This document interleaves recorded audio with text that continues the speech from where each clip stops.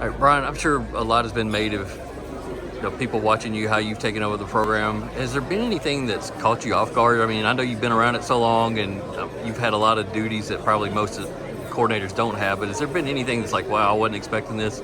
I didn't get the cheerleaders to the banquet.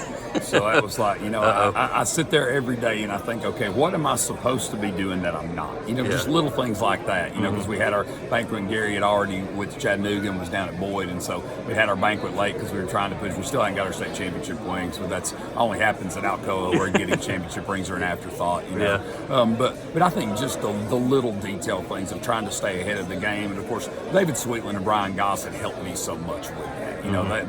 They understand that the logistics of all that, and so I've had to get myself more organized, keeping calendars, and just being staying more ahead and trying to schedule things. So, but just little things like that, I think. But once again, Gary allowed me to do so much. I've said that over and over again, but there just wasn't anything that he wouldn't let me do. There was no micromanaging on his part. So there's not much of the program that I haven't had at least some hand in to prepare me to be able to do it.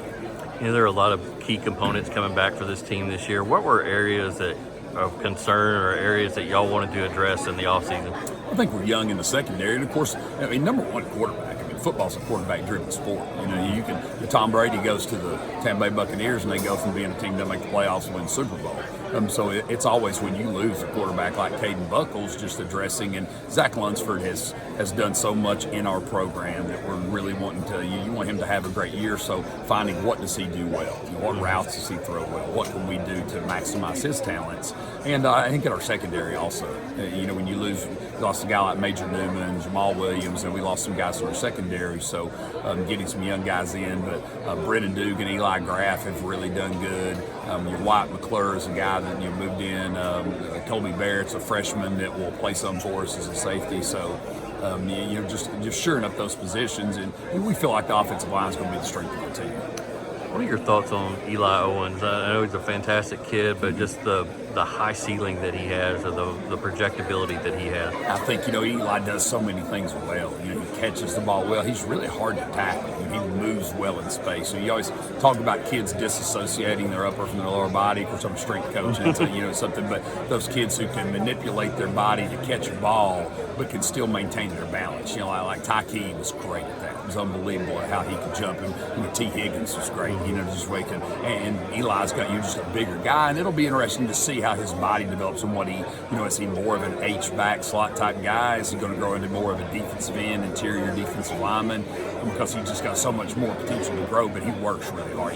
He wants to be good.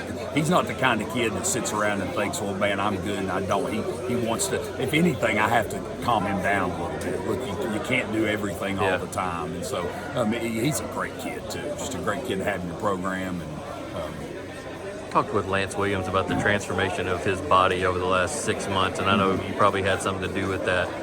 Just why did that happen, and how did it go about transpiring? I think he's paid more attention to his diet.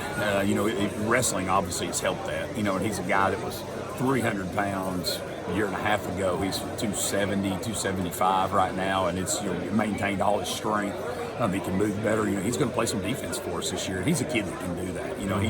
He's a mentally tough kid, and he likes to play football. He enjoys to get out there. He likes to compete. You're talking about kids never lost a high school wrestling match.